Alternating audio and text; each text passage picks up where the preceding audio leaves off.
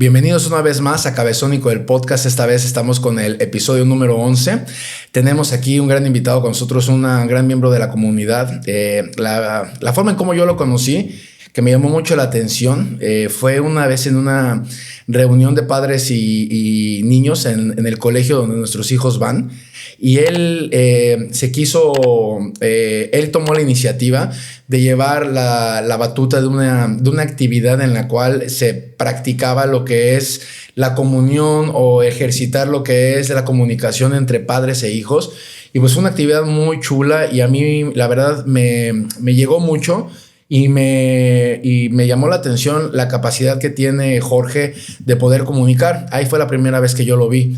Ya después, la segunda vez que yo lo veo fue una vez caminando en el gimnasio en el que yo voy, que es el Body Shop, y yo lo veía caminando y luego ya me parece que fue mi esposa que me dijo, es que eres el director del Body Shop, y dije, ahora todo hace sentido. Es una persona que se ve que tiene o que intenta tener una buena comunión entre alma, espíritu, mente. Y pues lo demuestra. Y pues el día de hoy es el invitado que tenemos, el señor Jorge Rodríguez Prado. Muchas gracias por haber venido. Pues nada, cuéntanos primero que nada, ¿quién eres? Ahora sí, lo que estamos hablando ahorita, ¿quién eres? Yo creo que soy un espíritu, una pequeña y minúscula partícula espiritual que en este momento ocupa un cuerpo en un momento específico, en un lugar específico. Me gusta cómo comienzas. Ahí habla de lo que estamos diciendo, ¿no? La comunión entre espíritu, cuerpo, alma y espíritu. Es tan fugaz y tan vasto donde estamos que definir tu posición, tu título, creo que básicamente es un acto de reduccionismo. Claro. Entonces, te podría decir que soy papá, soy papá de Lua, que la mencionaste recién, soy esposo de Luisa, pero también soy hermano, también soy hijo y también soy un miembro activo de la comunidad porque creo que no llegamos aquí simplemente para consumir un poco de oxígeno. Creo que hay un despertar, y yo me siento partícipe de ese despertar, donde nuestra existencia puede mejorar aquello que te rodea. Y creo que la búsqueda de aquello que te caracteriza, que te sale bien, que podríamos decirlo es un don o es un regalo, que puedes poner al servicio de esa transformación del ecosistema que te rodea, es algo que a mí en este momento me interesa muchísimo de vida. Entonces te diría que ese es Jorge Rodríguez. Jorge Rodríguez lo resumiríamos como una persona que está en la búsqueda de su propósito, así como un poquito más tratándolo de traducir a palabras tal vez un poco para que la gente lo pueda entender. Y mira, me llama mucho la atención que digas eso porque es muy difícil poder estar en ese camino, y lo digo de una experiencia personal. O sea, muchos años de mi vida, no es que los haya desgastado, fueron años muy lindos y muy chulos y todo eso, pero muchas veces uno sacrifica tu porqué o tu propósito por ya sea alguna posición o por alguna conveniencia o por algún ingreso o por lo que sea. Tú descubriste esto hace poco, este pensamiento iluminado con el que traes. ¿Es algo reciente o ya de toda la vida o fuiste educado así? ¿Cómo fue que llegaste a ese despertar? No, creo que es un proceso. Okay. Naturalmente es un proceso. Yo soy educado en la cultura uruguaya, yo soy uruguayo de nacimiento, en una familia bien interesante porque había agnósticos, había ateos, había católicos. Entonces uno tenía la posibilidad en una mesa de poder tener un encuentro filosófico. ¿En tu familia cercana estaba todo eso? Estamos hablando de mi mamá católica, mi abuela católica, mi abuelo agnóstico, mi papá ateo. Entonces se ponían interesantes las discusiones filosóficas y uno tenía que medio lidiar entre estas corrientes que no... eran muy respetuosos con nosotros. Aparte, venimos de una familia de ascendencia francesa. Entonces, cuando veían que la cosa se ponía difícil, empezaban a cambiar el idioma al francés para que no entendieran. Sí. Y a lo último entendíamos que cuando hablaban de les enfants siempre estaban haciendo referencia a nosotros. Entonces, mi hermano y yo siempre navegamos en esas aguas que fueron como muy abiertas. Y creo que eso estuvo muy bien. En una educación muy laica, que es la educación que caracterizó a Uruguay en la década del 80 y el 90, que también tuvo la posibilidad de tener un secundario católico. Entonces, por supuesto, tuve influencias de todo tipo. Y ahí entonces empiezan a cimentar bases que tienen que ver con quién eres en realidad, es aquello que mamaste en el seno de tu casa, de tu familia, que es lo que te da los valores. Pero también hay un tema religioso atrás que, dependiendo un poco de la cultura en la que estás, puede ser muy fuerte o no. En Uruguay creo que fue lo suficientemente esclarecedor para entender en mi adolescencia que por ahí no iba, y luego viene sí un acercamiento mucho más espiritual y filosófico ya en la época adulta. Pero el tema de poder servir al otro Creo que me empiezo a dar cuenta cuando tomo un camino que es mi segunda profesión, que es la de socorrismo acuático. Socorrismo acuático. Socorrismo acuático, es guardavidas. Sí, me imagino. A los 19. A los 19, ahí fue que... Yo entre los 19 y los 20 estaba estudiando 3 carreras. Estaba la educación física, estaba en mi primero o segundo año. Ya me había titulado de socorrista acuático, o sea, de guardavidas en Uruguay.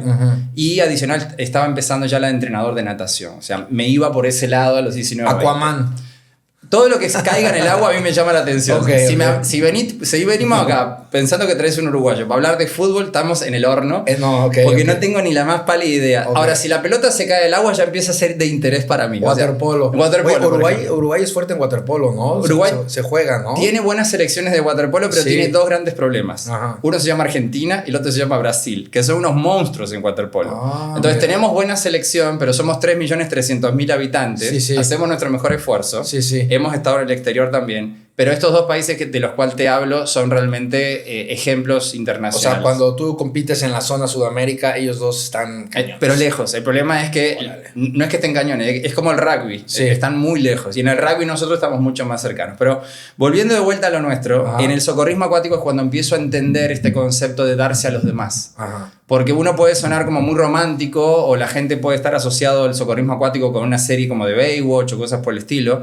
Pero cuando realmente ves una familia que literalmente en una fracción de segundo su vida está cambiando y que tu cuerpo en realidad se transforma en una herramienta y que tu mente en realidad se transforma en el motor y el canalizador de la energía para estar frío y tomar una decisión que puede cambiar la vida de los demás, te das cuenta entonces de que tu propósito va mucho más allá del que simplemente crees es una función más, es una profesión más. Wow. El socorrismo acuático no es una profesión. No, eso en México le decimos cuando te cae el 20. Cuando te cae el 20. Pero ahora sí que tenías 19 cuando te cayó el 20, estabas muy chavito, ¿no? Egresé con 19 y empecé a trabajar entre 19 y los 20. Era de los más jóvenes en la asociación. Yo trabajé en una asociación que se llama Asociación de Guardavidas de Rocha. Rocha es como el lugar, se llama el departamento. Y era como de los más jóvenes entre mis compañeros. Pero mentalmente... era como, ya tenía como un despertar de decir, che, o sea, no estamos jodiendo acá. O sea, son 8 horas mirando el agua, donde definitivamente un desacierto o una llegada tarde puede costarle la vida. ¿Dónde estabas haciendo? ¿En la playa o en unas piscinas o cómo? Uruguay tiene costas por todos lados, pero yo me dediqué mucho más a la parte oceánica. Entonces estaba en el Atlántico Sur. Ahí es donde están las costas de Rocha. Y ahí es el primer momento en el cual tengo ese... como acercamiento con un tema de tu vida, en realidad tiene mucho más valor cuando, por ejemplo, años después que visito ese lugar, porque es el lugar donde se conocieron mis padres, se llama Aguas Dulces, es una playa emblemática para mi vida, es mi punto feliz, mi lugar feliz. Tu happy place. Mi happy place y el lugar donde cierro los ojos cuando hago meditación y voy a un lugar tranquilo y me reencuentro con mi papá, que en paz descanse, es ahí.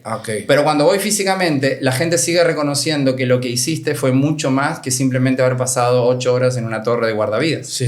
Y a partir de ahí entonces empiezo a encontrar poco a poco, y creo que hoy si pudiese regresar en el tiempo buscaría maestros que me ayudaran a llegar a esa reflexión de trascendencia más rápido, hasta llegar al día de hoy, donde tengo la posibilidad de poder entender que este contacto, y a través de lo poderoso de lo que tú haces, puede ser un contacto que a través de un mensaje pueda poner a pensar a alguien en qué va a comer esta noche.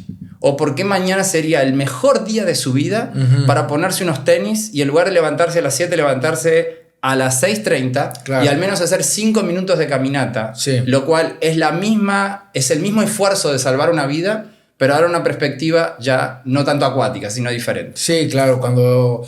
En el propio mundo de ventas se dice que el mensaje se llega mucho mejor que en vez cuando envías el mensaje, lo ves a través de una historia, ¿no? Es una historia inspiradora, alguna cosa que la persona, el oyente, se ponga en tus zapatos o cierta empatía o diga, cónchale, yo quiero ser como él. Hay algo de él que me identifico que me gustaría en algún punto llegar a ser así. Como que así es más poderoso el mensaje, ¿no? El mundo siempre está en manos de aquellos que tienen la habilidad de comunicar.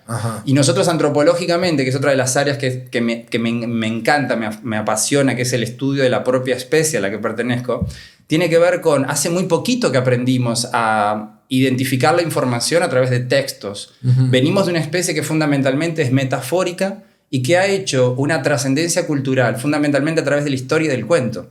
Es por eso que cuando yo me puedo reflejar en ti y ver algo, aprendo mucho más rápido y el mensaje llega con mucha facilidad. Hoy tengo la enorme fortuna de ser considerado un buen speaker internacional en mi rubro, que es básicamente acondicionamiento físico y gestión de centros de acondicionamiento físico, pero más que nada porque utilizo mucho esta metáfora, esta herramienta que es la que tú estás comentando, donde la experiencia no personal, porque sería un reduccionismo nuevamente y un acto de egolatría, ¿no? Superlativa, sino más bien el hecho de decir, quiero contarte algo.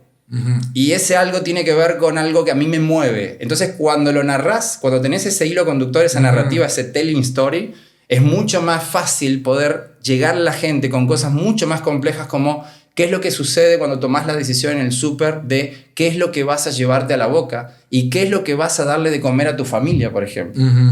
Contar hoy las cosas de una manera simple, llevando un estudio complejo, por ejemplo, me encanta la biología molecular, llevar qué es lo que está sucediendo en el laboratorio, leer un paper y saber cómo eso luego lo traduzco en una empresa para explicarles por qué la importancia de tal acción, eso hoy se ha transformado básicamente en mi proyecto de vida. Es decir, simplificar lo complejo y ponerlo al alcance del consumidor, llamémosle final, ¿no? Para que él tome una decisión que no tiene que ver con hacerte sentir mal, decirte, si no realizas actividad física es porque eres un sedentario. O sea, no va por ahí. Es quienes estamos del otro lado del río, de la actividad física, la estamos pasando bomba. Ahora, te invito a que lo cruces porque tienen estos beneficios. Y de ese lado, de esa orilla, no se la pasan tan bien en el largo plazo. Entonces, vení, te cuento un par de historias de cómo la estamos pasando de este lado. Y eso, la verdad, a la gente le gusta mucho. Y eso es básicamente lo que haces tú cuando estás dando tus conferencias. Es correcto. Ok. Me gustó algo que dijiste ahorita sobre una cualidad que debe tener un speaker, y muchos cometen ese error, que se enfrascan mucho en contar historias de ellos mismos, ¿no? Y cómo eso genera al oyente muchas veces como decir, conchale, este cuate no se calla, no deja de hablar de sí mismo. Y es bueno siempre que te presentes y para generar empatía con la gente y digan de dónde vienes, generalmente una historia de ¿cómo se dice? Cuando te identificas con el público, pero hasta ahí ya después tienes que tener la inteligencia de poder contar una historia que la cual la gente haga un engagement y crea que eres interesante.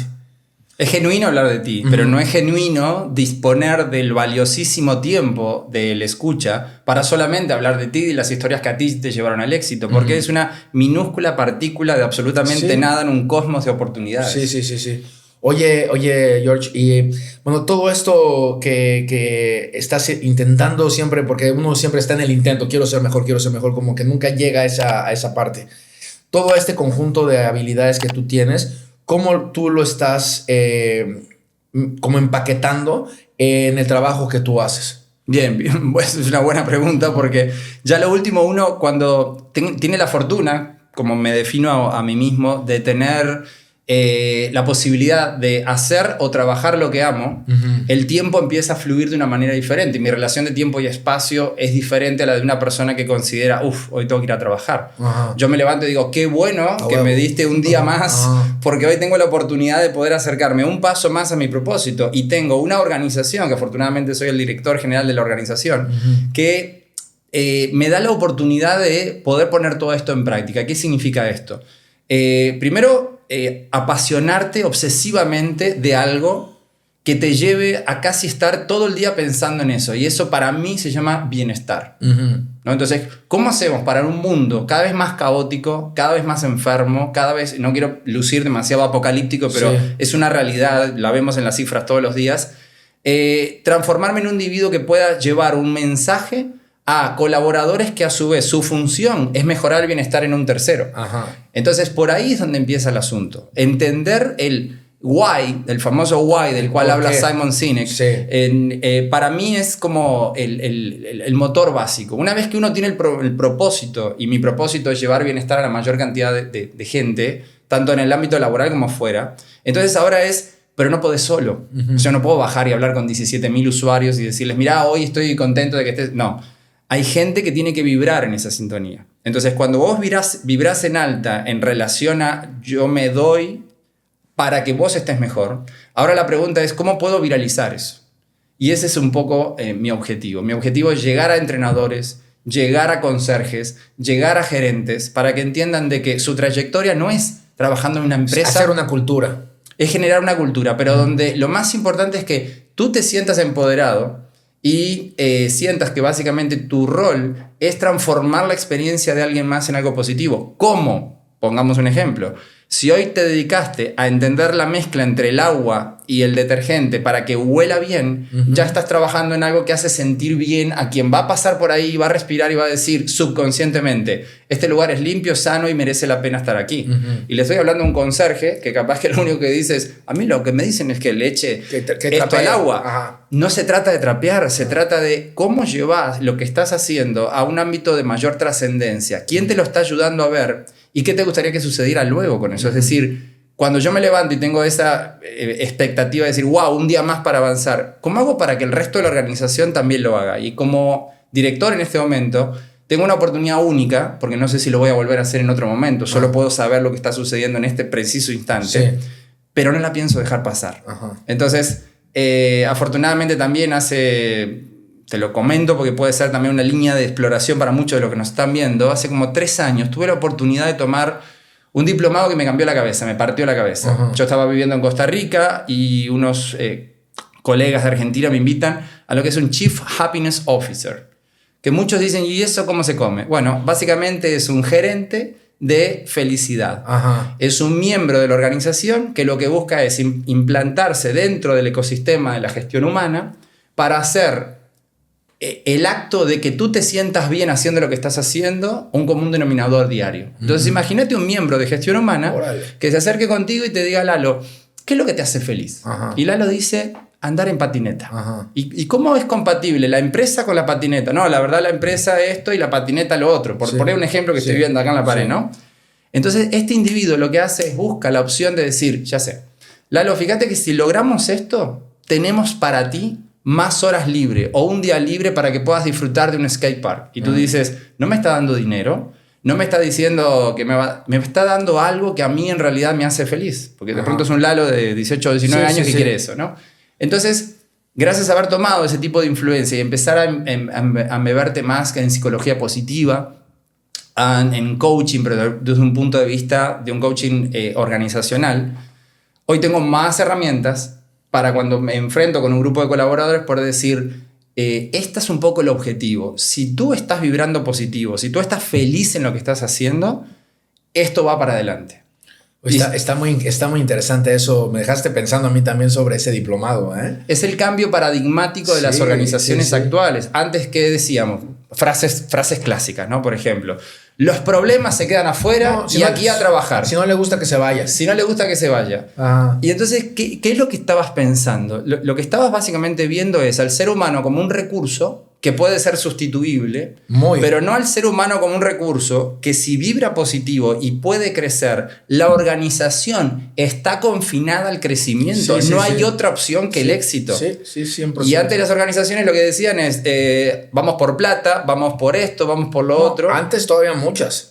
Y también muchas veces no solamente la compañía, es muy difícil, según mi experiencia, que una compañía pueda encontrar buenos líderes, ¿sabes? No, fácil no es, o sea, es fácil poner a alguien de jefe y ese jefe hace lo que le digan y él empieza a ejecutar dependiendo de lo que su sentido común le dicta si es bueno o malo. Pero hay muchos casos en los cuales la compañía, muchas de ellas tienen pocas opciones, ponen a alguien y ese alguien simplemente lleva como esa forma old school, medio nazi, medio ególatra, o sea, hay muchas vertientes. Mira, por lo general esa persona perpetúa aquello a lo cual tiene más familiaridad. Entonces, si fue tratado de una manera más dictatorial, su único estilo, tiene ceguera obviamente frente a otros estilos, es bajar la misma cuadra. Ahora, cuando vos tenés un poco más de formación y decís, bueno, existen varios estilos de liderazgo, estilos más democráticos, estilos más dictatoriales, estilos más circunstanciales, donde no todo el mundo reacciona igual frente a un estilo, pero reacciona mejor a otros y podés cambiar. Ahí es donde te das cuenta que liderar es un arte. Y es un arte fundamentalmente humano. Y es un arte que, Eduardo, cada vez va a tener más valor en las organizaciones porque desafortunadamente la última actualización que hizo Inteligencia Artificial la semana pasada posiblemente desterró ya 200 profesiones. Entonces, ¿cuáles son las profesiones que son mucho más difíciles de desterrar por la inteligencia artificial? Las de contacto humano. Las que tienen que ver con la humanidad. Emociones, contacto humano, 100%. Entonces, las empresas cada vez se van a ver en un proceso mucho más competitivo hacia la reducción de costos, que desafortunadamente va a dejar mucha gente que tiene un talento que es fácilmente sustituible o por un brazo mecánico, lo cual ya sucedió, o por un análisis, que lo cual Claro. cualquier chat te lo puede hacer, Sí. pero no pueden sustituir la interpretación De de la conducta emociones humana. y de conducta humana. Sí, qué chistoso. Yo estaba teniendo esa plática con mi esposa, con Jordana, tal vez hace como un par de semanas. Y le dije, no, o sea, algo que sí va a ser difícil de sustituir es lo que es el contacto humano, las emociones, porque eso solamente se basa a base de experiencias, y es lo que hablábamos en un principio. La gente que te escucha, la gente que se siente inspirada, la gente que te compra, quizá, es a través de una transferencia de emociones, una transferencia energética que tú le estás haciendo. Y eso, esperemos que todavía le falte tiempo a la inteligencia artificial para que llegue allá. Se están haciendo intentos, por Sí. ejemplo, de leer tus facciones y Sí. poder identificar qué es lo que está sucediendo. Hay sistemas ahora de apertura de puertas que tiene que ver con solo si tienes una cara feliz, la puerta se abre, Ajá. que son los primeros pininos de la inteligencia artificial Sí. de tratar de codificar hacia dónde va la emoción humana. Pero somos mucho más complejos Sí. de lo que un algoritmo pueda decodificar. Sí, sí, sí. Y creo que es específicamente el reto que tenemos, no solamente en ámbitos empresariales, sino también en ámbitos educativos. O sea, ¿qué le puedo enseñar a mi hija de 6 años que ella no pueda identificar diciendo, Alexa, ¿podrías decirme la historia de República Dominicana entre el 1800? Sí. O sea, yo no tengo nada que hacer atrás de eso. Porque Sí. Alexa lo que va a hacer es un resumen rapidísimo y se lo va a dar. ¿Tu hija hace eso? Habla con Alexa, tiene Ajá. otro tipo de charlas con Alexa Ajá. y discusiones. Y a veces Sí. hasta me manda a intermediar con Alexa Sí. por llamar uno Yo de te los digo- tantos. Yo te digo porque mi hija está muy cañona de ya como ella tiene una relación. Ella no, nosotros no usamos Amazon acá, usamos Google. Qué bueno que ahorita no le diste el orden a Alexa, si no 1000 madres se me hubieran activado aquí. Ok. Pero sí tengo un par de cosas de Google. Y ella sí le pregunta y cada vez que tiene una duda o algo así, y como tengo ciertas cosas smart, ella ya su generación ya es completamente una simbiosis con eso, o sea, natural. Hablaste de algo maravilloso que es una simbiosis que empieza a ser natural, es decir, el ecosistema digital Sí. con el ecosistema análogo, pero que trae una enorme cantidad de áreas de oportunidad en la incompatibilidad de eso no es sostenible en el tiempo Sí. en un humano que intenta buscar la felicidad. Claro. Porque definitivamente eso trae pormenores. Hoy se están viendo Sí. a nivel organizacional, se están viendo a nivel educativo. Ya no sé si el trabajo lo hizo mi hija o se lo pidió a inteligencia artificial. Sí. Tampoco sé si lo corrigió el profesor o lo corrigió inteligencia No, artificial. y lo que dices, hay mucha, esta generación es una generación que se dice que es de la más deprimida que hay, porque la pasan viendo el social media, se la viven enfrente de un monitor, pues toda esa interacción social que es al final lo que te hace humano, pues está muy, muy, muy degradado ese entendimiento, y pues los chavitos están sacados de onda porque Mira. cualquier cosa los da el bajón. Los grados de depresión que se manejan a nivel de adolescencia, medidos obviamente a nivel de estudios psiquiátricos longitudinales, fueron exponenciales a partir del COVID, por Sí. el uso y abuso del tiempo de exposición de pantallas. Manfred Spitzer, que es el autor de una obra que se llama Demencia Digital, es uno de los que más fuerte está ahora tratando de tener foros de exposición donde hay una data muy específica, muy dura, entre otros tantos psiquiatras, de cuántas horas más están permaneciendo en el contacto frente a lo que era previo al COVID y cuánto es la incidencia de, atención con esto, depresión, ansiedad, suicidio fundamentalmente en adolescentes y con mayor énfasis en adolescentes femeninas, Sí. y fundamentalmente pérdida de algunos tipos de inteligencia que, medidos históricamente, es la primera vez que el ser humano, en lugar de ser generacionalmente más inteligente que décadas anteriores, empieza a ser menos inteligente. Entonces, uno puede cuestionarlo y decirlo, bueno, pero ¿qué tipo de test se estaban utilizando? Sí, efectivamente tiene que ver, no con test que tienen que ver con tecnología. Ajá. Pero si vamos a lógica matemática, semántica, entendimiento de un montón de otras cosas, somos una raza que estamos en un proceso de declive si Sí. lo estamos midiendo como tradicionalmente lo hacíamos. Sí. Entonces, ¿por dónde viene un poco lo que yo hago en este momento, que soy educador físico de profesión y dirijo una organización que lo que buscamos es bienestar? ¿Cómo ensamblamos movimiento en tu vida, pero dentro del movimiento no quedarnos con lo físico, sino con las esferas que son emocionales, cognitivas y sociales, para darte el último oasis que nos va quedando, donde puedas interactuar con alguien más? Y eso, hablando específicamente de propósito, es el propósito de la empresa que dirijo y es el propósito de vida personal. Es decir, cuando tú vas al gimnasio, ¿qué es lo que buscamos? darte la mayor cantidad de ambientes para que tú puedas interactuar con otros seres humanos y tener menos secuestro atencional digital. ¿Qué es el secuestro atencional digital? Básicamente la cantidad de minutos y segundos que le regalás a cualquiera de las redes sociales de tu preferencia en cuanto a tus comportamientos que luego se utilizan en tu contra para modular tu conducta, que eso básicamente es el gran problema que estamos enfrentando hoy. Entonces los centros de acondicionamiento físico, los gimnasios, las piscinas, ¿qué es lo que nos estamos transformando? Si pensás en bienestar sostenido en el tiempo, porque yo puedo decir, bueno, bienestar también es echarme una cervecita con mis amigos. Sí. A ver, segunda parte. ¿Lo podés sostener en el tiempo? Si lo hago todos los días no es sostenible. Pero el ejercicio sí. ¿Puede ser un lugar donde yo me encuentre conmigo mismo? ¿Puede ser un lugar donde yo salga de una habitación después de una frecuencia cardíaca de 160 latidos donde mis endorfinas quedaron a tope y meterme en un lugar donde practicando mindfulness logro bajar la intensidad y llegar a mi casa y amar mejor? La respuesta es sí. Y la respuesta no solamente es sí, es moral y éticamente la responsabilidad más importante de los centros de acondicionamiento físico es ayudar al individuo a que reencuentre el bienestar perdido. Porque venimos de una sociedad que cuanto más tecnificada es, más deshumanizada nos vuelve. ¿Y cómo lo están haciendo? ¿O cómo lo estás haciendo? Bien. El enfoque tiene que empezar a ser holístico, para empezar. Entonces, si nosotros nos vamos a la vieja escuela de los centros de acondicionamiento físico, o yo digo la siguiente palabra, gimnasio. Pues lo primero que te imaginas es espejos, mancuernas, barras, fierros. ¿Y qué es lo que buscamos ahora? Que tú encuentres en los centros de acondicionamiento físico espacios donde tú puedas decir, ¿cómo llegaste hoy?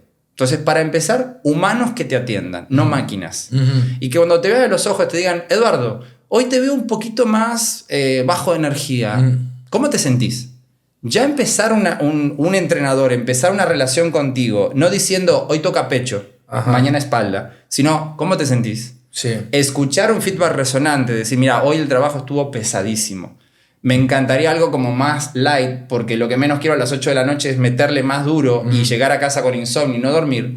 Y hacer que el entrenador tenga herramientas, esté cualificado en herramientas, para transformar a través del ejercicio tu bioquímica interna, etapa 1, y la bioquímica interna, que ahora vamos a hablar de eso, transformar un estado de conducta alterado, etapa 2, y producir que tú generes en tu ecosistema de vida ese bienestar que estás buscando. Ejemplo concreto, me dormí más rápido y dormí 8 horas, es la razón de ser.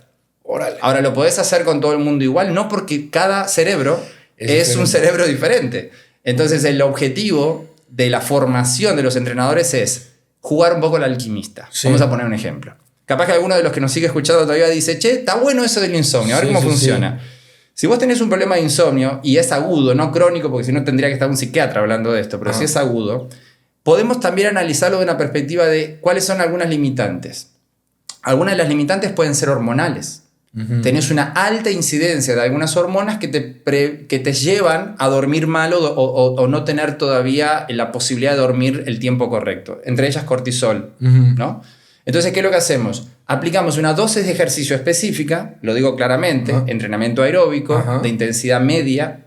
Aplicamos algunos ejercicios de respiración controlada y aplicamos algunos ejercicios de meditación. Entonces, ¿qué es lo que hacemos? Agarramos el sistema nervioso autónomo simpático, que en español lo que quiere decir es aquel que te prepara para atacar o huir, que es el que hoy las empresas en general, que decíamos, el que no le guste afuera, vivís en amenaza. Entonces, llegás al gimnasio y ¿qué es lo que hace un entrenador que sepa de esto? Empieza a cambiar tu bioquímica interna, cambia el cableado, y lo que hace es que un sistema, que es el sistema nervioso autónomo simpático, ceda frente al otro sistema que se llama sistema nervioso autónomo parasimpático, que es el que te prepara ¿para qué? Relajarte, recuperarte, y básicamente es el que más te conecta con tu ser.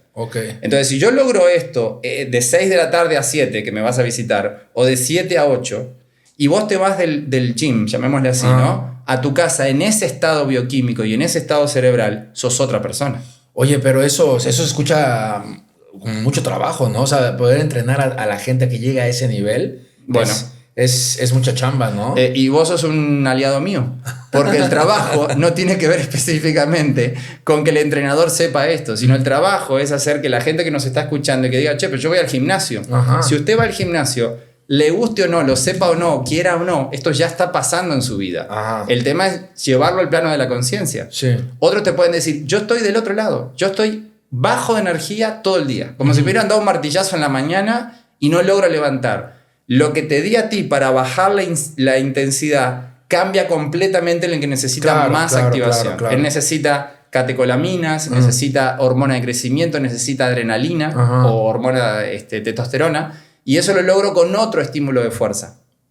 Son otras funciones. Entonces, por eso es que hablamos un poco de que el modelo actual del entrenador es un entrenador que tiene que saber de coaching, tiene que saber de comunicación, tiene que saber de bioquímica, tiene que saber de biomecánica para no romper lo que no tiene que romper, tiene que ser un individuo genuinamente preocupado por el individuo que tiene adelante y no genuinamente preocupado por su ego personal frente al espejo o cómo luzco o la opinión de sus followers, cosa que todos pasamos en algún momento por eso. Claro. Yo tengo 47. Ahora te puedo hablar de mi encuentro con mi ego de una manera diferente. Si me hubieras entrevistado cuando tenía 23, capaz que la respuesta hubiese sido otra. Sí.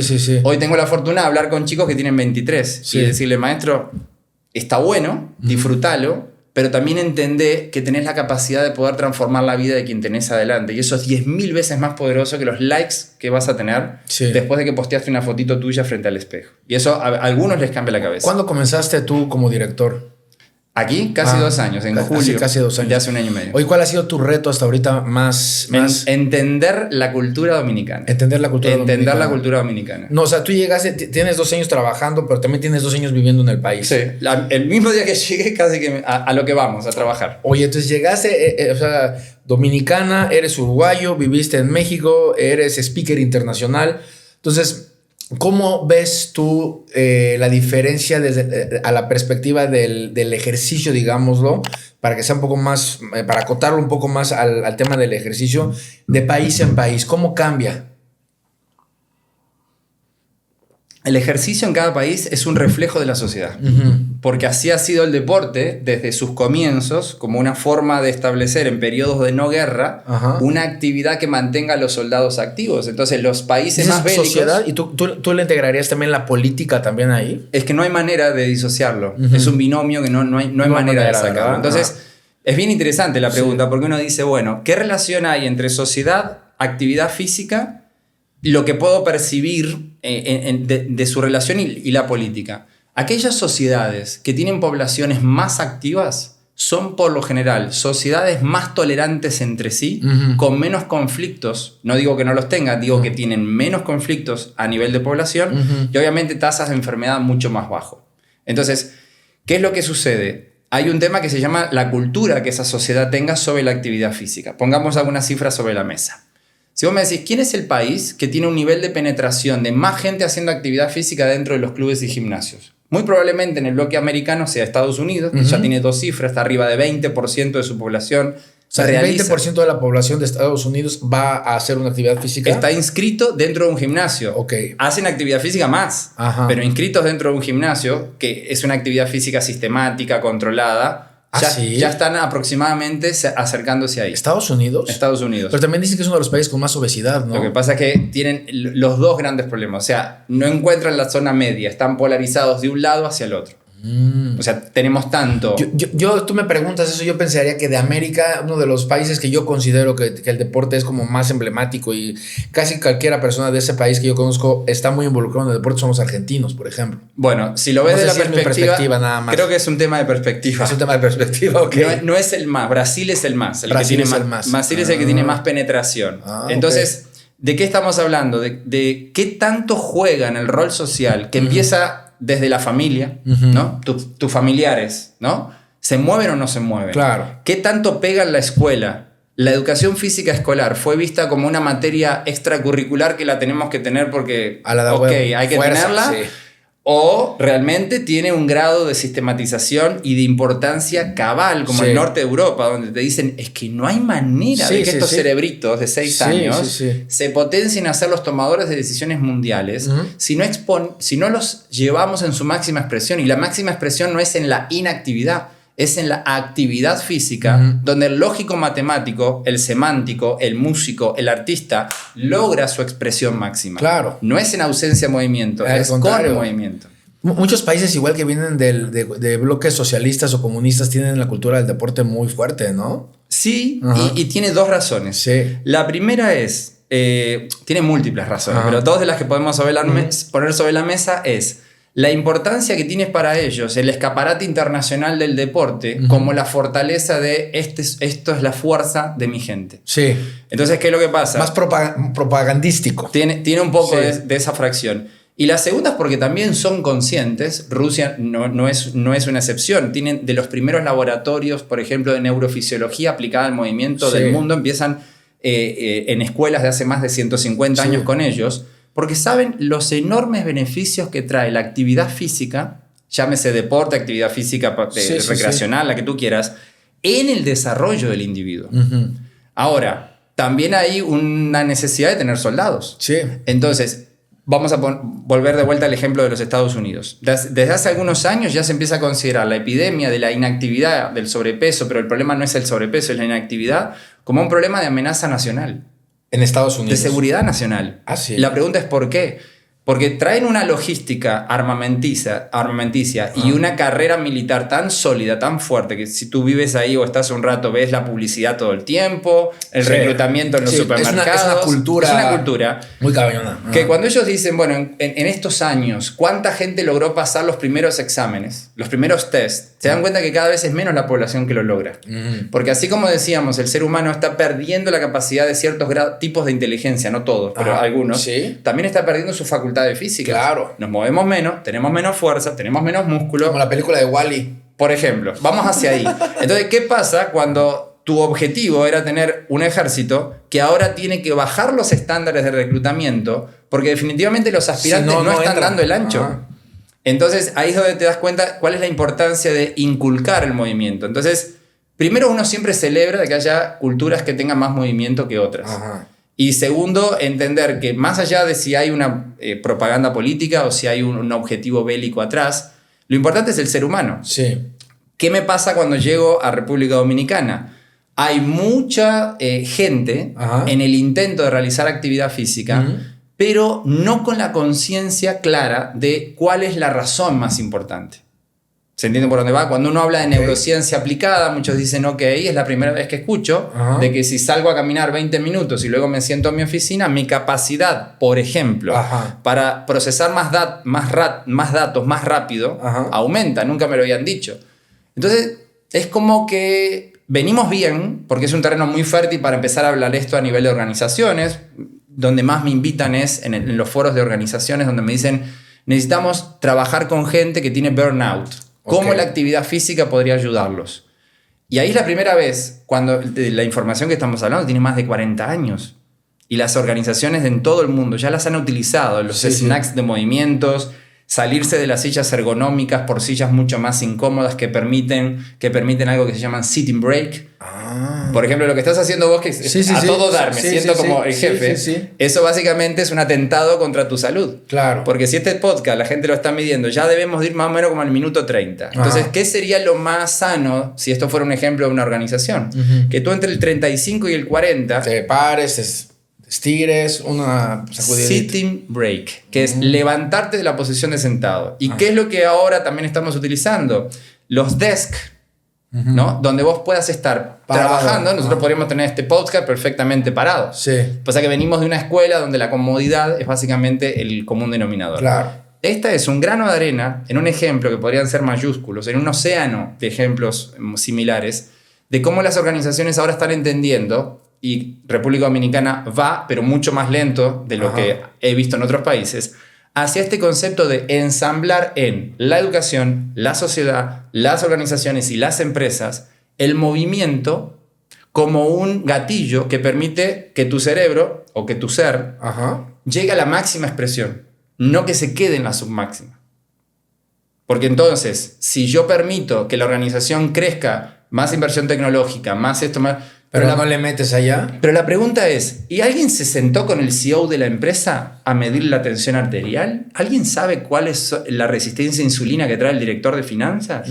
¿Alguien se dio cuenta que el individuo que tiene 10, 11, 12 horas trabajando en la organización no está durmiendo y tiene los niveles de cortisol por arriba? Oye, ¿tú no crees es que sostenible en el tiempo. ¿Tú crees que siquiera les importa eso a las empresas? Sí. O sea, en Sí. general sí. Sí. ¿Tú crees que sí les Sí, importa? ¿y sabes por qué? Porque cuando lo que O estamos... depende del rubro de la empresa. Yo creo que depende del valor que tiene el colaborador para la empresa y del rubro de la empresa. Entonces, cuando hablamos de una marca empleadora, una marca que realmente se preocupa por marcar diferencias, muchas veces las diferencias están en tener el talento, retener el talento, fidelizar el talento y darle la posibilidad de que se pueda expresar en su máxima capacidad. Entonces, antes yo tenía un director bueno, pero me empezaba a dar problemas. Bueno, el que sigue. Ahora el talento en las organizaciones donde están peleando por diferencias mínimas en la conquista de un mercado sumamente hostil, es nada. Por lo tanto, cuando tenés un talento, un buen director, un buen CEO, un buen lo que tú quieras, lo que querés es fidelizarlo. Y ya el billete, punto de billete, ya no está funcionando. Porque el individuo dice, ¿qué más billete me vas a dar? Sí. Tengo el mejor auto, tengo de alta gama, tengo esto. Lo que no tengo es tiempo para jugar con mis hijos. Lo que no tengo son 10 días seguidos de vacaciones porque me jodés con el teléfono llamando todo el tiempo. Lo que no tengo es vida. Lo que sí tengo es resistencia insulínica. Lo que sí tengo es un concepto de diabetes. Lo que sí tengo mi cortisol está hasta allá arriba. Y lo que tengo es una adicción. Y ahí entramos en otro tema bien interesante cuando hablamos de ¿y qué pasa con la vida de los CEOs? ¿No? O sea, ¿quién cuida al jefe? Sí. Ahí es donde las organizaciones dicen, suave. No va por un tema de que viaje en primera, que tenga avión privado y dejarlo en un hotel 5 estrellas o gran turismo. Vamos a empezar a cuidarlo. Sí. Por eso está cambiando, y es bueno que lo haga, el contexto del wellness corporativo versus el contexto de empresas que pagan bien. Ya el concepto de las empresas que pagan bien se está desmoronando porque la gente cada vez es más consciente escuchando este tipo de información de decir, a ver, tengo 47, tengo 50, tengo 55. ¿Qué es lo que necesito ahora? Necesito ver cuánto me queda y cuál es la calidad de vida de lo que me queda. ¿Cuántos años tienen mis hijos y cuáles son los recuerdos memorables que he dejado en ellos? Y ahí es cuando hay un despertar y muchos de ellos lo que están diciendo es estas condiciones son insostenibles. Sí. Entonces las empresas dicen, no, suave. Hagamos que las condiciones entonces sean más amigables, pero no queremos perderte. Y ahí es donde viene la era en la que estamos en este momento. Claro, se escucha muy interesante. Digo, me encantaría que en algún punto todas las compañías puedan ser así, pero yo creo que, y no quiero hablar de República Dominicana, yo creo que en Latinoamérica en general, digo, no sé en todas partes, pero por lo que yo, o por al menos en el rubro, o igual mi perspectiva es de que le falta mucho todavía, ¿sabes? ¿Y te cuento algo? Está cañón. Las generaciones que vienen atrás no perdonan al respecto de esas variables. No, son puntos no negociables. Sí. Entonces, ¿qué es lo que sucede? Cuando vos tenés una empresa de tecnología, vos tenés un ejército de programadores. Estos programadores que se formaron en la benemérita Universidad de YouTube, que trabajan desde su casa, que prefieren no tener hijos sin tener perro, y un montón de cosas más propios de la generación millennial que ya va de salida y la Z que está entrando. Tiene ahorita la alfa también. Son puntos no negociables. Te dice, ¿cómo que tengo que hacer? Vos te estás loco. Y estás perdiendo un individuo que tiene la capacidad de desarrollar lo que tu empresa necesita para mantenerte en vanguardia. Entonces, o te sentás a negociar. Los no negociables tienen que ver con el bienestar. O definitivamente empezás a quedar obsoleto. Y si quedás obsoleto en ese tipo de rubro, básicamente quedás fuera de mercado. Oye, Jorge, y bueno, yo te escucho hablar, escucho una persona bien apasionada, ¿no? Se ve que todo esto te prende y todo. ¿Cómo tú logras tener ese...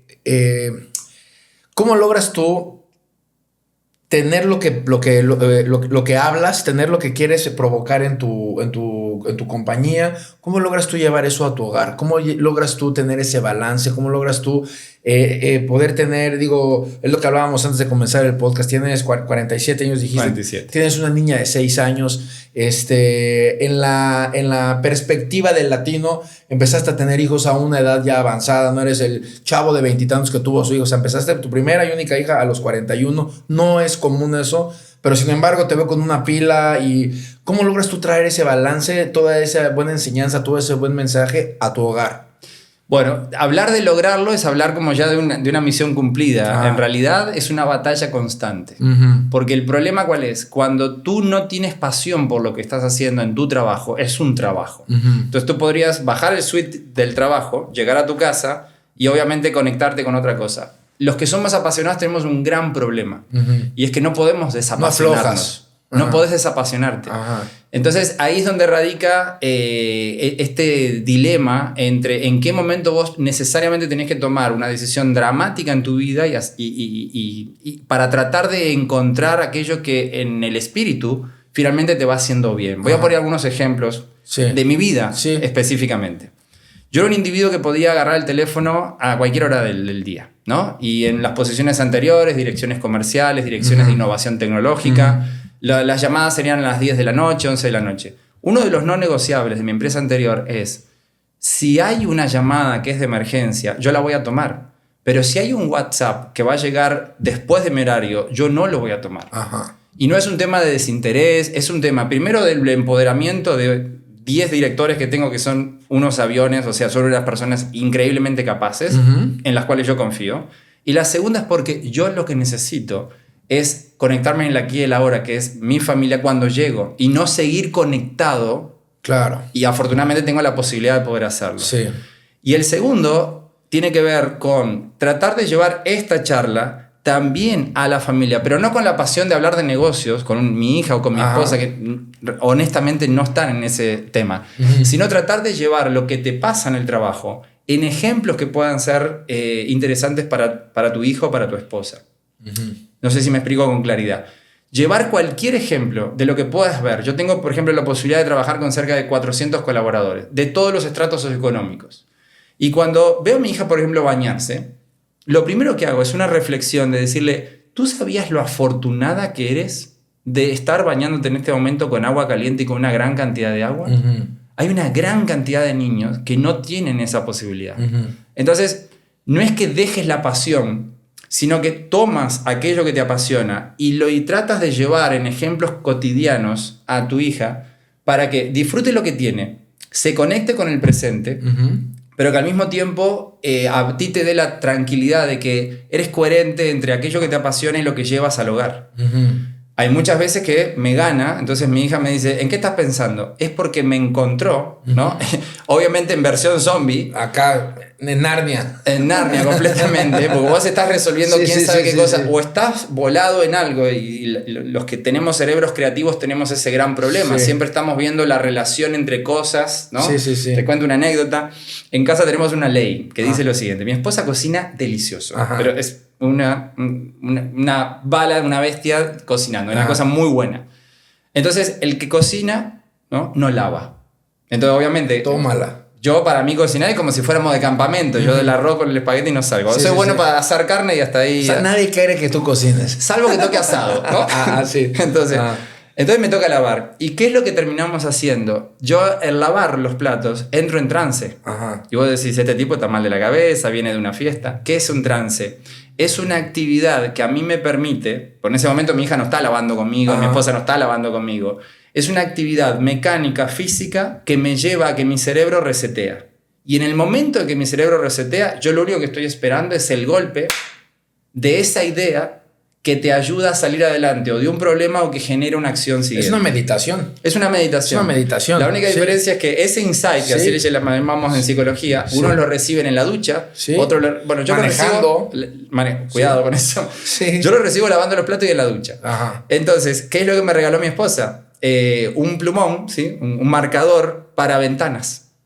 Entonces, mientras estábamos dándole y dándole no sé qué, idea tal. Cuando termino de lavar, veo ese mapa de ideas, le saco una foto y empiezo a trabajar. No manches, estás como Beautiful Mind. Así la hacía. ¿Viste la película? No la vi, pero... ¿No la has visto? No. La de Russell Crowe. Que es un matemático.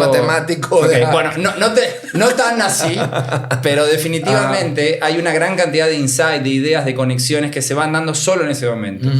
Y de esa es una manera donde uno dice, me toca lavar los platos. Es una percepción, es una forma de ver la realidad.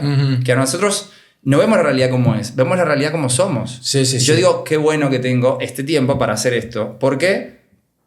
Porque tengo dos opciones: renegar de lo que estoy haciendo, que aparte me corresponde, somos un equipo, somos una sociedad con mi esposa. O dos, aprovechar esto para que un momento maravilloso de creatividad llene esta ventana de ideas, de las cuales donde una la tome y la desarrolle, puede cambiar el curso de una charla, puede cambiar el curso de un proceso o de cosas similares. Oye, te escucho y como que eres una persona positiva a nivel integral en tu vida, o por lo menos es tu lucha o es lo que intentas hacer.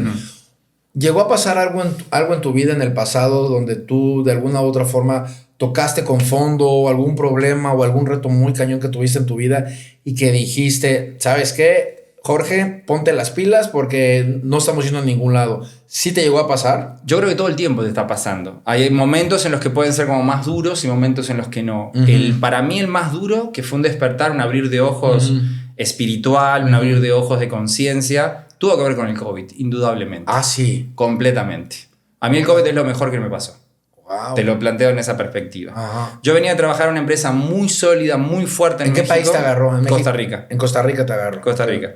Yo venía a trabajar en una empresa muy sólida, muy fuerte, y yo vivía como una especie de realidad que no existía, una especie de burbuja, donde tenía todas las prestaciones, todo lo que tú quisieras, todo el seguro del mundo, y a mí en la cabeza se me preguntó, o sea, problemas económicos, no digo que navegaba en billetes, no, porque mi historia siempre fue reducir para nunca tener problema, ¿no? de este tema de ego. Sí. Cuando llego a Costa Rica era otro perfil de empresa, mucho más familiar, de una constitución mucho más... ¿Te saliste de esa empresa? Me salgo de México. Ah, te sales de México y te vas a Costa Rica. Y me voy a Costa Rica. Y eso fue en el 2018. Pasa todo el 2019, no se veía venir una cosa muy rara, y en el 20 explota la bomba. Ajá. Y ahí topo con la pared. Donde la empresa nos llama a todos y nos dice, muchachos, la cúpula directiva tomó esta decisión, que es una decisión netamente financiera estratégica, los amamos a todos, los queremos, pero... ya está, se acabó. ¿Qué tipo de compañía era? No, es una empresa de fitness también. Ah, una empresa de fitness. Entonces, también. tuve la enorme fortuna de que solo 3 compañeros quedamos con una reducción salarial importantísima, pero por lo menos sobreviviendo. Ajá. Y ahí donde yo decía, bueno, esto no sale ni para mis costos básicos. Sí, sí, sí. Con la hipoteca, con todo lo que te podrás imaginar. La vida real. Lo mismo que a todo el mundo. Sí. Digo, ¿y ahora por dónde? Entonces comienza un despertar de, bueno, pero vos sos bueno también haciendo otras cosas. Entonces empiezo a dar algo que para mí siempre fue una resistencia, que era cursos en línea. Yo odiaba los cursos en línea. Las plataformas online donde yo daba cursos, las odiaba porque para mí lo apasionante era la conexión humana. Y hasta el día de hoy lo sigue siendo. Sí, sí. Y empiezan a aparecer plataformas que me empiezan a ayudar a ver, bueno, pero esto es una perspectiva actual. Pero hay un momento que la organización dice, bueno, ya ni siquiera podemos darles ni eso de salario. O sea, vamos a quedar en stand-by durante un tiempo. Y ahí es cuando vos doblás tus rodillitas, bajás la cabeza y decís, ok, ahora es cuando entiendo de que toda mi capacidad, mi ego, mi autosubsistencia, mis 80 maestrías y no sé qué, en este momento no sirven para absolutamente nada. Claro. Simplemente dime para dónde vamos. Ajá. Y ahí es cuando hay un ¿Te golpe. refieres en dime a quien hablándole a una... Al Todopoderoso, a Dios, al quien tú quieras. Que era una conexión que yo había perdido, como te comentaba al principio. Ajá. Y para mí fue como un momento de espiritualidad que fue refugio por un lado, pero al mismo tiempo también había que agarrarse de algo. Y eso llegó a mí para ayudarme. Adicional, un muy buen amigo mío, que era mi anterior jefe, al cual obviamente despidieron en la organización, una persona de mucha fe, de mucha... es un líder, de hecho, cristiano, solo que es un líder muy particular porque él lidera otra de mis pasiones, que son las motos Harley Davidson. Órale. Él lidera Soldados de Jesús, que es un grupo de Harley internacional. Él lidera a nivel Latinoamérica. Alejandro Bolaños, un gran amigo. Y él fue como alguien enviado para decirme, loco, vos sos muy bueno en muchas esferas, pero vos espiritualmente, ¿qué onda? No me dijo estás vacío, me dijo, ¿qué onda contigo? Y ahí lo que me di cuenta es que todas mis bibliotecas, todas mis maestrías llenaban algunos aspectos cognitivos y daban cierta seguridad, pero en otras yo estaba completamente en el aire. Wow. Completamente en el aire. Me identifico mucho contigo, a mí me pasó eso el año pasado. ¿Sabes? Fue un punto igual en el que tantas cosas que para alguien más dices, wow, estás del otro lado, te va bien, mira tu familia qué bonita, mira, hace deporte, pero el lado espiritual estaba completamente desatendido. Yo desde siempre, o sea, y también me identifico contigo cuando contabas tu historia. Vengo de una familia en la que hay católicos, mi papá ateo, o sea, había para dónde. Pero mi mamá, fíjate que me dice todavía que una de las cosas en las cuales se arrepiente es no habernos criado con un poco más de espiritualidad, ¿sabes? O sea, no en esta corriente espiritual en particular, sino miren, hay esto, dense, y nunca hubo eso en mi casa. Y creo que también el no tener una espiritualidad conduce a que tu sistema de valores también pueda estar un poco desatendido, creo yo. Entonces, lo hablo de mi propia experiencia. Y al tener tu espiritualidad más fundamentada en algo, como que tu sistema de valores también está más sólido. Y y ese despertar, pues sí es un sacudidón, es un sacudidón. Te empieza a...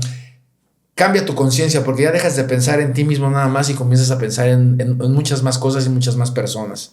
Creo que es un golpe importante a una etapa, por lo menos yo la defino así en mi vida, de mucho ego, y ese ego, de alguna manera u otra, que es parte de nuestra propia naturaleza, infundado por organizaciones que te han puesto en ciertas posiciones, la posibilidad de tener cierto acceso a ciertos bienes materiales, que te das cuenta que en un segundo, o sea, literalmente fue en un segundo, todo eso se desmoronó y te encontraste desnudo completamente frente a la realidad. Y la realidad es que todo puede cambiar en una fracción de segundo, en una llamada telefónica. Sí. Entonces, el valor que para mí empezó a tener este concepto mucho más holístico de mi persona, de cuál era la razón de ser, de inclusive lo fugaz que es nuestra existencia, y prepararme también para la no existencia. Y decir, si mañana entonces no queda nada, ¿cuál fue la huella? ¿Qué fue lo que dejaste? ¿Y qué estás haciendo hoy para ser coherente en cómo te gustaría ser recordado?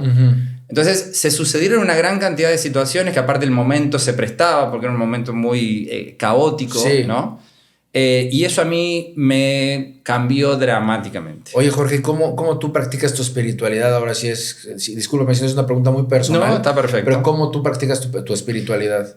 Yo tengo una particularidad y es que no profeso como una sola religión, ¿no? Tengo influencias, por ejemplo, del cristianismo, pero también tengo enorme afinidad por la lectura de filosofías que no son religiones como tal, sino filosofías como el budismo y fundamentalmente el estoicismo, que establecen bases de comportamiento de vida que no tienen que ver con una religión como tal, sino que soy el cúmulo de varias cosas donde uno podría decir, he seguido a grandes maestros, Jesús es uno de ellos, Buda es otro de ellos, los estoicos en su mayoría han sido maestros también para mí, o lo están siendo en este momento. Entonces trato de llevar el día al plano de la conciencia. Por ejemplo, abriendo los ojos, viendo a mi hija y a mi esposa, que básicamente tengo el enorme privilegio de poder estar ahí en ese momento, los días que estoy aquí en Punta Cana. Y lo primero es un acto de agradecer, de ser consciente de que hoy está sucediendo esto y es maravilloso. Luego, por lo general, miro hacia afuera. Trato de buscar un lugar donde haya una ventana, donde pueda conectar con algo hacia afuera. Y hago una oración de agradecimiento en relación a hoy tenemos un día más, y repito este mantra muchas veces, donde puedo entender que tengo una oportunidad más para trascender en aquello que es mi propósito. No me concentro en el propósito porque es utópico. Los propósitos son como el horizonte, no vas a llegar nunca. Pero el camino que te conduce ahí está plagado de acciones que por lo menos son coherentes en el norte estratégico de tu vida. La oportunidad de estarlo haciendo. Y luego durante el día trato de llevar a la práctica mantras o bases pilares, como por ejemplo, ¿qué es lo que te hace un hombre libre? Lo que te hace un hombre libre es la pequeña fracción de tiempo que existe entre un estímulo y tu respuesta. Entonces, cuando no eres libre es cuando la emoción te invade frente a una acción. Vamos a suponer que alguien en el supermercado se metió antes en tu cajón de estacionamiento. Vos tenés dos opciones. Reaccionar instintivamente como Eduardo sería o como Jorge sería, que quizás sea una versión que no va en tu norte estratégico, no era parte del plan. O tomarte un tiempo para decir, ok, calma, vamos por este otro lado. Esa fracción de tiempo fue la diferencia entre 10 años de prisión o estar muerto, o un individuo que vibra en una sintonía donde la gente dice, wow, ¿qué autocontrol tienes? Me encantó esa definición de libertad. De libertad. Me encantó. Sí, y lo estoy analizando mientras te escucho. Y es también, o sea, te vas también, por ejemplo, a la gente que sufre una adicción. O sea, en el momento en el que le detona, quizá llevo 10 días, no he tomado, soy alcohólico, no he tomado. Y en el momento en el que alguien pasa con una cerveza que se te detona esa emoción, ¿cómo vas a reaccionar? Si tú eres esclavo de eso, estás coartando tu libertad. En neurociencia se estudia mucho este concepto que acabas de decir de coartar la libertad como el libre albedrío. Y lo que uno se plantea desde la neurociencia es, ¿el ser humano realmente es un individuo libre? Y ahí existen varias tendencias que te dicen, en realidad no somos tan libres.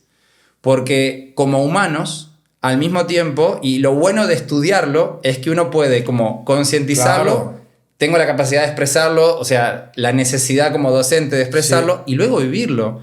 De decir, como humanos, Somos fundamentalmente seres emocionales que evolutivamente ayer a la tarde aprendimos a pensar. Somos seres emocionales pensantes. Sí. Así es como se definen por muchos autores. ¿Y eso qué significa? Que una adicción no es otra cosa que la repetición de hábitos que en sustitución de otras cosas, por ejemplo, falta de espiritualidad, sí, buscaron encontrar en una sustancia, en una acción, sí, una dosis de algo tan gratificante que tu cuerpo confundió con esto te va a servir para sobrevivir. Sí, son las ingestas de dopamina falsa, ¿no? Por ejemplo, que ahora son huellas tan duras dentro de tu sistema nervioso, sí, que tu cuerpo lo que te dice es muy difícil que te salgas de acá. El cableado muy, muy fuerte ahí. Y es ahí donde necesariamente entra este concepto de eres consciente de la aparición del estímulo y de ese tiempo donde tu respuesta todavía es tuya. Son milisegundos, ¿eh? Sí, sí, sí. Son milisegundos. Pasas por al lado de la panadería. Son milésimas de segundo, sí, donde se evoca en centros de la memoria asociadas al olfato todo lo que ha sucedido en tu vida relacionado al pan recién horneado. Sí, sí, ahí sí, entra la abuela, el abuelo, papá, mamá, todo. Emociones lo más adentro de ti. Pero el doctor te acaba de decir que sos diabético, que sí, tenés que bajar las harinas, que las azúcares no sé qué. Entonces, sí, hay un momento en el que tú necesitas, no es solamente fuerza de voluntad, sí, es tener todo esto presente en tu vida, que también tiene mucho que ver con ¿y para qué? ¿Se entiende? O sea, empezamos con un propósito, sí, que tiene que ver con la espiritualidad, seguimos con una filosofía. Muchos pueden decir, yo no tengo nada que ver con los estoicos, con los griegos, con los romanos, pero sí soy cristiano. Maravilloso. Tenés un propósito, tenés una filosofía, puede ser correcto, la que sea. Y luego lo vas bajando hasta que lo llevas inclusive a agradecer por el té que me acabas de ofrecer. Sí, sí. Que uno podría decir, bueno, es un té. No, no es un té, es un acto de agradecimiento. Sí. Entonces, cuando vos decís, ¿cómo llevas este aspecto filosófico? Yo lo llevo de una manera práctica. A mí si me decís, ¿cuántas veces vas a misa? 0. ¿Por qué? Yo no necesito intermediarios. Sí, sí, y no, sí, porque por ego no necesito intermediarios. Y con todo respeto a los que nos están escuchando, que van a misa y encuentran en el templo, sí, lo que yo no encuentro. Mi templo, por ejemplo, es el mar. Sí. Donde yo puedo agradecer, puedo recibir cierto tipo de energía. Por eso todos los domingos religiosamente yo tengo un ritual. Religiosamente. Religiosamente. Me encuentro con un grupo de personas amantes de justamente sentirnos bien y surfeamos. ¿Dónde? ¿En Macao? En Macao, en Ubero Alto. No puedo poner los spots específicos porque después se nos llena de gente. No, mentira. Estás ya como los locales como de las locales, películas, ¿no? de surf. Exacto, pero un saludo a toda la banda surfera. Que básicamente muchos con espiritualidad, otros sí, sin religión, pero espirituales al mismo tiempo. Nos damos cuenta que a lo último somos seres humanos, somos espíritus que vibramos en la misma sintonía, que encontramos en el mar la energía que nos robustece, sí, y que salimos en un estado físico, emocional y espiritual muy similar al que podría haber estado, claro, en una misa o en un centro de oración. Y somos agradecidos con un montón de cosas y somos sensibles a otro montón de cosas, pero desde una perspectiva, y hablo para nada esto de buscar adeptos ni mucho menos, sí, es llevar eso a una filosofía práctica, es decir, el triple coherencia, lo que pienso, lo que digo y lo que hago alineado en el norte estratégico de cuál es tu propósito de vida. Y cuando me paso de esa línea y soy consciente, digo, bueno, ok, no estuvo bien, vamos a ordenarlo. Así llevo a mi espiritualidad. Oye, George, y una pregunta.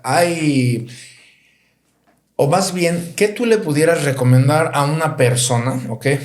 Vamos a suponer que conoces el día de hoy un señor, una persona, hombre de nuestra edad, ¿no? Alrededor de sus 40 años. Un niño, un joven. Un joven, o sea, un chamaquito.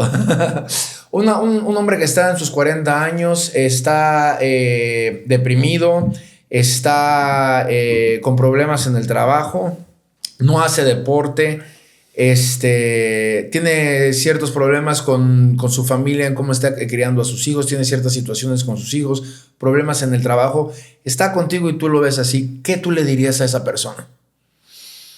Es un poco arriesgado dar la respuesta, porque quizás muchos de los que nos puedan escuchar se sientan muy empáticos con ese personaje, y a veces uno puede pecar de dar una recomendación. Primero, que no soy terapeuta, claro, no soy psiquiatra, no soy, que es más un caso como de depresión. Pero imagínate, esto es un amigo tuyo. Yo lo que haría o lo que sugeriría es escucharlo, o sea, ser un buen escucha. O sea, y creo que el mejor regalo que un amigo, si fuera el caso, te puede dar, no es la clásica solución latina, sino es tiempo, que es para mí la moneda, conforme mis años van pasando, la moneda más valiosa. Claro. ¿No? Entonces, tener tiempo para acercarse y poder empezar a preguntar, oye, ¿qué es lo que está pasando en tu vida? ¿Dónde quedó tu propósito? Y ayudarlo a que él mismo busque las respuestas. Creo que puede ser la parte como más valiosa de lo que tú puedas hacer.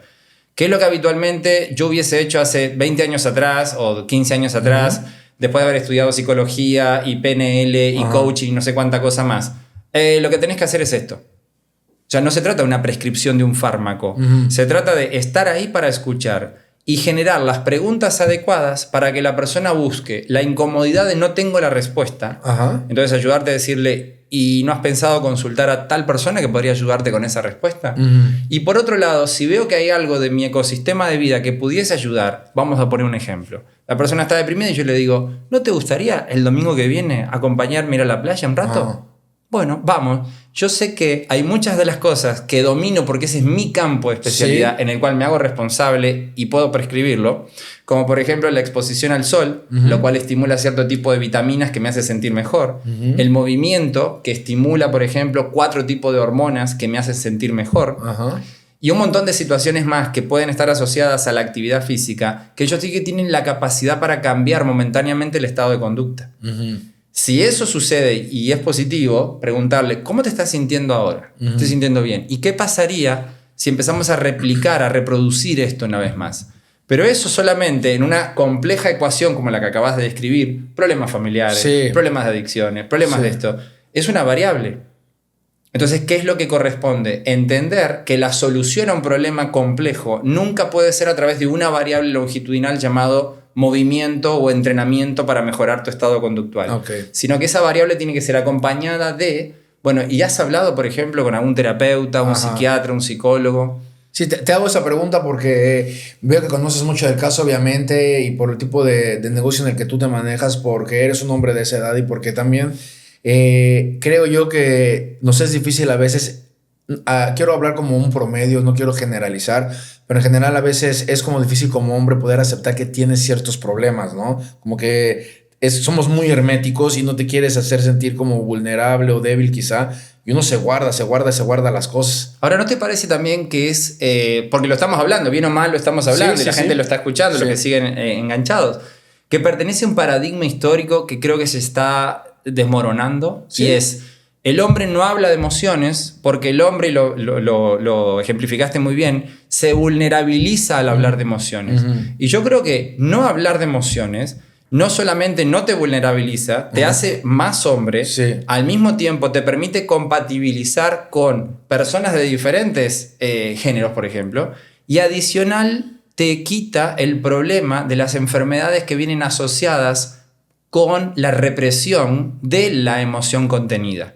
Entonces, ¿qué es una emoción? Cuando nosotros hablamos de estoy alegre, estoy triste, estoy deprimido, lo mencionabas recién, no es otra cosa que un escenario bioquímico, obviamente en una forma reducida, de moléculas que tienen la capacidad como mensajeros de viajar por todo tu cuerpo y transformar desde el ADN de cada una de tus células su comportamiento, generando procesos inflamatorios, generando procesos aberrantes. Reacciones. Entonces, hoy tenemos los niveles de cáncer, hoy tenemos los niveles de enfermedades crónico-degenerativos más altos en toda la historia de la humanidad y no en vano asociado con los niveles más altos de depresión y ansiedad social. Entre otras cosas, ¿por qué? Porque como hombre no hablo con otro hombre de aspectos que tienen que ver con emoción. ¿Por qué? ¿Cómo estás? ¿Todo bien? ¿Y el trabajo? Todo bien. Normal. ¿Vamos a tomar algo? Dale, vamos. Entonces, ahogaste, canalizaste a través de una sustancia que aparte en exceso es hepatotóxica, adictiva, te vuela la cabeza, no sostenible en el tiempo, cuando en realidad lo que tendríamos que haber hecho es afrontar el tema, de decir, ¿cómo vas con tu tema del divorcio? ¿Cómo te sentís? O ¿qué es lo que va a pasar ahora que tal cosa, que dejes el trabajo, ¿no? Por ejemplo, ¿cuántos de tus amigos se acercaron para decirte, loco, te escuché el otro día que ibas a tener una propuesta de soltar el trabajo y tirarte en el podcast, ¿no? Muchos te deben de haber dicho, bien, dale para adelante, no sé qué. Pero ¿cuántos se sentaron contigo para decirte, ¿y cómo te sentís? Porque si yo estuviese en tu lugar, no me imagino cómo me sentiría dejar un laburo de 20 años para tirarme al agua. esa acción de que vos puedas soltar, primero tiene que haber un vínculo muy importante con él. Claro. Pero segundo también es emancipatoria. Sí. O sea, te libera. Sí. Entonces, me da la impresión, y obviamente cada uno habla de su ecosistema, que cada vez es un poco más socialmente aceptado. Sí. Y culturalmente podríamos tener nuestros bemoles, pero socialmente aceptado. Hombre hablando de emociones. Y no necesariamente decir, hombre, no me quiero vulnerabilizar, entonces no hablo de emociones. Y todo está bien. Todo está bien hasta que sale cáncer de páncreas. Claro. Y ya no está todo bien porque ya lo agarraron tarde, ¿se entiende? Sí. ¿Y por qué te salió? Está muy cañón cómo está conectada las enfermedades con las emociones, ¿no? Somos un todo. Es impresionante. Somos un todo indivisible. No hay manera física de no entender te entre eso, sí, ¿no? lo que respiras, lo que comes, lo que piensas, cómo te lo que mueves, hablas, con lo que quién te piensas. llevas, el trabajo que tienes, qué tanto permites que eso te llegue. O sea, yo te lo digo como tú dices, del ecosistema del que uno conoce, del mundo de las ventas.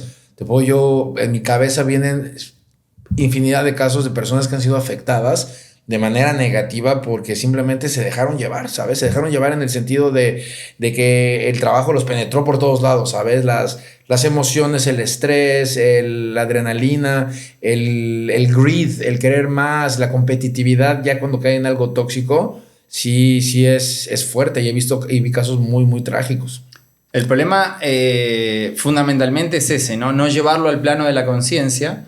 Y que hoy se ha visto como un paradigma de éxito, sí, cuando en realidad es un paradigma no sostenible en el tiempo. Sí. Yo no sé si soy una persona demasiado romántica o veo un futuro como positivo al respecto de esto porque me gusta o me rodeo de gente que ya ha hecho este despertar de conciencia. Salto. Pero creo que vamos hacia ahí. Sí, creo que sí. por un lado tenemos un conflicto importante de nuestra relación con la Pachamama, con la Madre Tierra, sí. lo cual nos abre un nivel de discusión dentro de pocos años a otro grado de cuidado, pero por otro lado eso mismo nos lleva a un grado de conciencia y de cuidado que empieza por la autoconciencia, y si yo puedo cambiar, entonces puedo ahora no pretender que tú cambies, sino mi cambio, lo veíamos el otro día, ¿te acordás? En la charla, mi cambio generar el cambio en el ecosistema familiar. Y entonces a partir de ahí ver el cambio en la sociedad que yo estoy buscando. Pero empezamos por nosotros. No, y lo ves de manera generacional, como lo mencionabas hace un momento.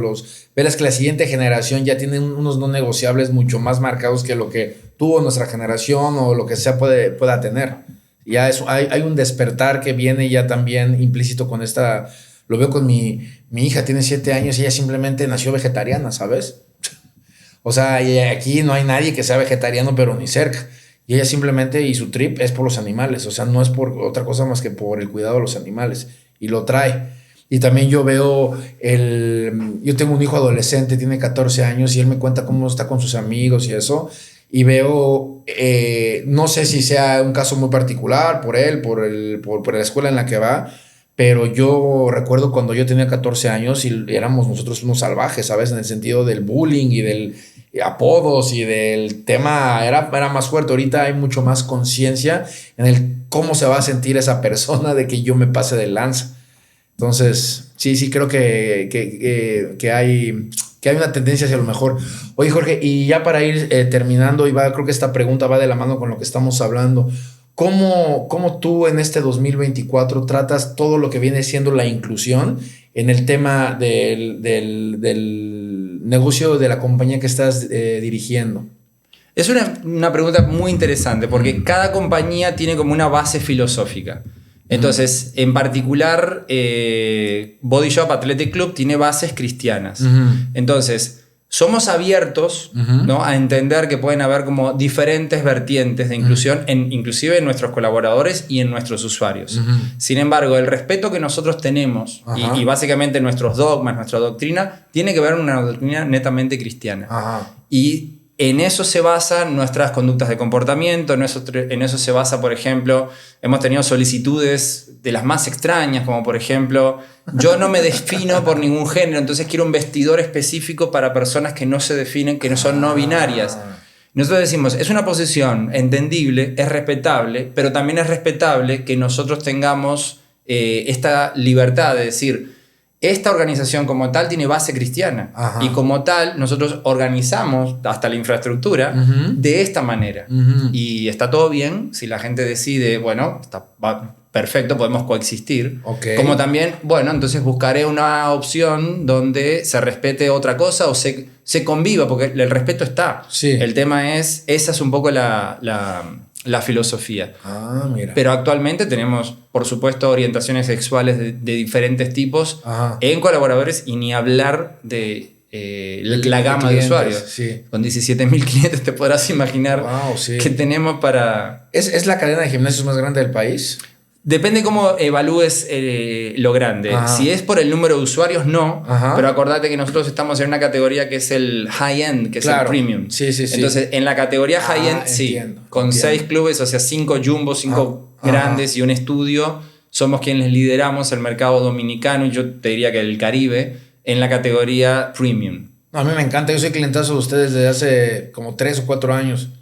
Yo soy de anualidad, ¿eh? Sí, para que lo sepas. De una vez, así. Yo soy de eso ya me dio fuerza a hacerlo. Y sí, llevo ya 2 años y medio yendo, ya me encanta. Es un lugar donde siempre me he sentido muy cómodo, está limpio, está bien, o sea, estoy encantado con el servicio de allá. Y espero que después de esta charla valores, por ejemplo, cómo cambia tu cuerpo después de una sesión de entrenamiento, cómo cambia tu mente y cómo al llegar uno puede modular cómo me quiero sentir saliendo de aquí. Y eso creo que es lo comentábamos recién, ¿no? El objetivo magno de que tú adoptes la cultura de la actividad física como un elemento que dominas y como un elemento que te hace bien, pero que también sabes que ahí está y que cuando lo necesites es una herramienta que puedes utilizar. No, eso yo por eso escogí ese tipo de ejercicio, ese tipo de deporte, porque es un tipo de deporte que en el trabajo en el que yo tenía encontraba yo justo lo que buscaba.